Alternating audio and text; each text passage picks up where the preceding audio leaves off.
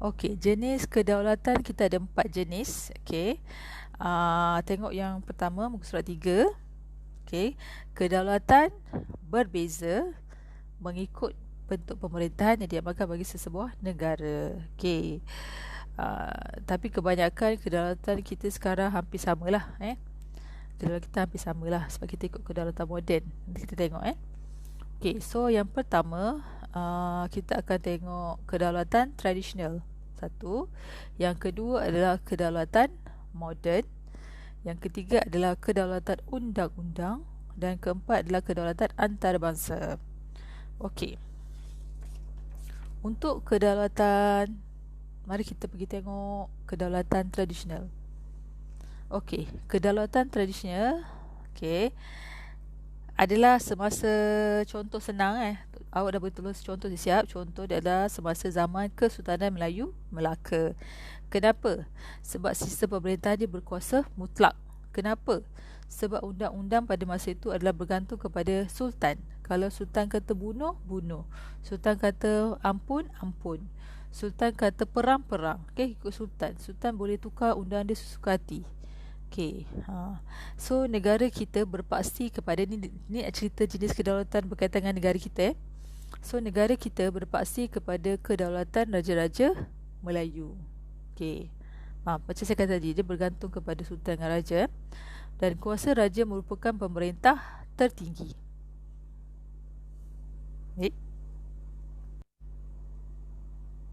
Okey. Pemerintah tertinggi. So kedudukan raja kukuh kerana kesetiaan rakyat kepada raja. Maksudnya ada pemerintah, ada rakyat, dan rakyat mesti setia. Dan pengaruh rakyat, kesetiaan rakyat pada raja sangat tinggilah semasa zaman kedaulatan tradisional. So contoh adalah senang semasa zaman Kesultanan Melayu Melaka. Okey, ini Pak, semua orang kena menghadap sultan. Kita tembakkan. So sultan akan buat keputusan. Okey. Kedaulatan moden. Ni yang kita sekarang lah kebanyakan, bukan kebanyakan, hampir kesemua negara kita kedaulatan moden. Kenapa? Kerana ia muncul kat Eropah. Boleh take note kat situ lah. Dia muncul pada akhir abad ke-16. Pada masa tu muncul idea tentang negara bangsa. Maksudnya bangsa disatukan menjadi sebuah negara. Saya ambil contoh senang. Semua bangsa India disatukan membentuk negara India. Semua bangsa Cina disatukan membentuk negara Cina. Contohlah, contoh senang, contoh nampak bangsa kan. Okay. Tapi benda ni asalnya bermula dekat Eropah. Okay. So muncul idea negara bangsa selepas revolusi dekat England. Dan satu lagi dekat Perancis. Awak tak belajar, nak belajar panjang kan. Tapi disebabkan perang-perang yang berlaku dekat kawasan Eropah, dia telah mencetuskan satu revolusi yang besar. Akhirnya berlakulah satu pembentukan negara berasaskan bangsa. Berbeza dengan semasa zaman Kesultanan Melaka adalah pembentukan kerajaan berasaskan agama. Kesultanan, kalau kita tengok sejarah Melayu, Kepulauan Melayu, Kesultanan Aceh, Kesultanan Melaka, Kesultanan Sulu, Kesultanan Brunei, Kesultanan Perlak, macam-macam lah. Semua kesultanan itu adalah, semua kerajaan-kerajaan itu muncul adalah berasaskan agama. Jadi tujuan ataupun idea negara bangsa ni sebenarnya nak melunturkan konsep negara berasaskan agama. Pemikiran sekular lah orang katakan. Okay. So kedaulatan moden juga berkaitan dengan hak, hak rakyat dan kerajaan berperlembagaan. Okey, boleh tambah teknot ke tepi tu. Berperlembagaan ni awak betul kata undang-undang lah. Maksudnya kerajaan terikat dengan undang-undang. Idea negara bangsa ni diorang nak kumpulkan menggunakan persamaan rukun, macam saya kata tadi, bangsa dan bahasa. Okey, bagi membentuk sebuah negara bangsa masing-masing. Bergantunglah ada yang bangsa tak boleh. Satu contoh, bangsa India ada kerajaan ada negara India, ada negara Pakistan, bangsa yang sama tapi diorang pisahkan. Maksudnya dia takkan panggil bangsa tu, maksudnya negara bangsa tu jadi negara. Contohnya Oh ni negara, ni orang India, ni orang Pakistan. Padahal kalau ikutkan rumpun bangsa dia sama, tapi kita asingkan dia sebabkan konsep negara bangsa tu. Contohnya Indonesia, Malaysia, orang Melayu, tapi oh itu orang Indonesia, ni orang Malaysia. Diasingkan. Nampak terasing. Dia tak nampak bangsa tu, dia nampak negara bangsa. Maksudnya bangsa tu mewakili negara. Macam itulah. Okay. So contohnya adalah semasa zaman dulu lah, sebab kita terikut masa pembentukan negara Itali, pembentukan negara Jerman, dan akhirnya kita juga tak terkecuali untuk membina negara bangsa Malaysia. Sebab tu kalau orang Cina ataupun orang India yang dekat Malaysia, kan, keluar, kita akan nampak, oh okey, ni orang Malaysia. Dia tak nampak orang Cina daripada Cina. Macam tu juga orang India, dia akan nampak Malaysia. Macam tu orang Melayu dengan Indonesia nampak je sama, tapi kita panggil dia, oh ni Indonesia, Malaysia. Ada perbezaan kat situ. Okey, ni ni semasa revolusi Perancis lah. Ni saya kata, nampak kalau ikutkan sebenarnya negara yang pecah-pecah kecil-kecil tu ada negara-negara lagi. Okay?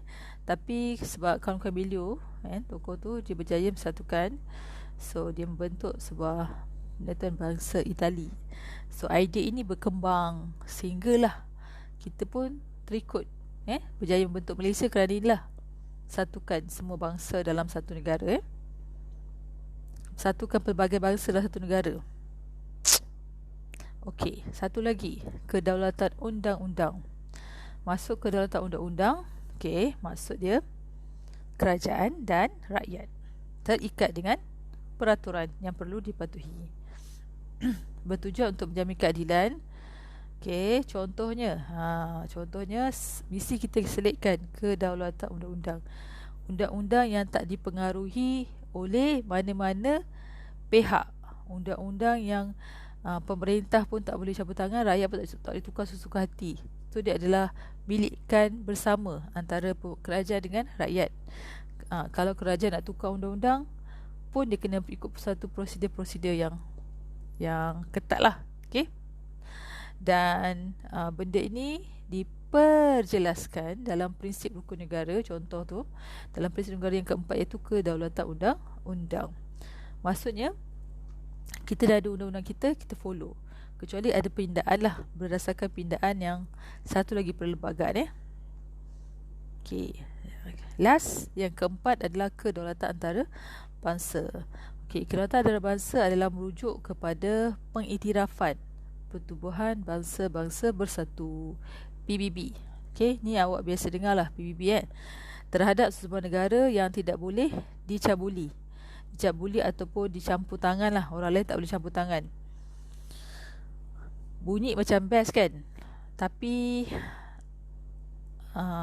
persoalannya, kenapa negara Palestin sentiasa diserang? Macam tu kan. Padahal Israel anggota PBB kan. Itu persoalan lah. Okay, tak apa, itu nanti kita bincang pasal cabaran. Okay, ini secara konsep asas dia.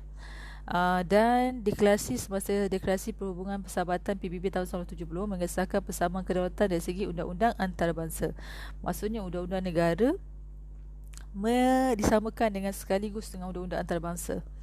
Okay, so negara yang menjadi anggota PBB akan diiktiraf sebagai sebuah negara yang bebas, merdeka dan berdaulat. Contoh, semasa Malaysia diiktiraf selepas menyertai anggota PBB. Sampai hati kita tak diiktiraf selagi tak jadi anggota PBB. Okey, itu dia. So secara kesimpulannya adalah, saya lupa, itu saja tunjuk kan, United Nations Days. Okey, ini tentang negara-negara yang menjadi anggota PBB. Bermula daripada 50, lepas tu naik 100, lepas tu hampir keseluruhan hampir keseluruhan menjadi anggota PBB. Okey. Ini perhimpunan satuan PBB ataupun dipanggil UN, United Nation. Ini ada logo dia. Okey. So konsep kedaulatan yang kita dah tengok tadi adalah, pertama dari sudut bahasa. Okey, takrif sudut bahasa ada 4, bahasa Yunani, bahasa Inggeris, bahasa Arab dan bahasa Melayu. Kemudian kata kunci pada pandangan tokoh. Tadi aku dah bezakan kata kunci yang tokoh tu tekankan. Okey, tokoh-tokoh ada 5: Aristotle, Ibn Khaldun, Jim Bodin, Tunku Abdul Rahman, Tun Dr. Muhammad Saleh.